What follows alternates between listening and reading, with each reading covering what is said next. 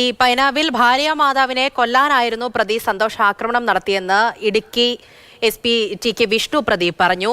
ഭാര്യ പ്രിൻസിയെ വിദേശത്തേക്ക് അയച്ചതും ഇതിന് പിന്നാലെ വിവാഹമോചനം ആവശ്യപ്പെട്ടതുമാണ് ഈ പ്രകോപനത്തിന് കാരണം.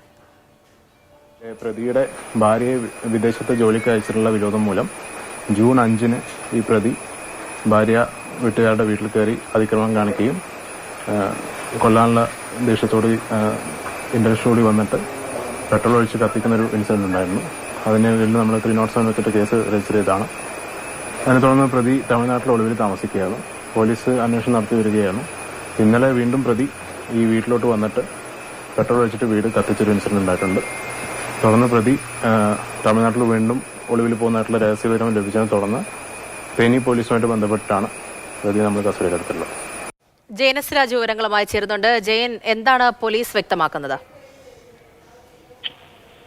പോലീസ് വ്യക്തമാക്കുന്നത് പ്രധാനമായും ഈ ഭാര്യ മാതാവിനെ കൊലപ്പെടുത്തുകയായിരുന്നു പ്രതിയുടെ ലക്ഷ്യം എന്നുള്ളതാണ്. ഇതിന് ആദ്യം നടത്തിയ ശ്രമം അത് പൂർണ്ണ വിജയം കണ്ടില്ല.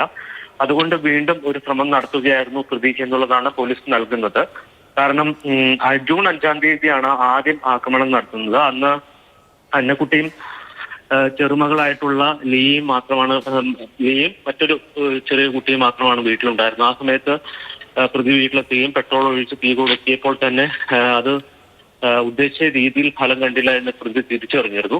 ഇതിനെ തുടർന്ന് ഇയാൾ ഇവിടെ നിന്ന് രക്ഷപ്പെട്ടു പോവുകയും തമിഴ്നാട്ടിൽ കുണ്ടൂരപ്പെട്ടി എന്ന് പറയുന്ന സ്ഥലത്ത് ഒളിവിൽ കഴിയുകയായിരുന്നു.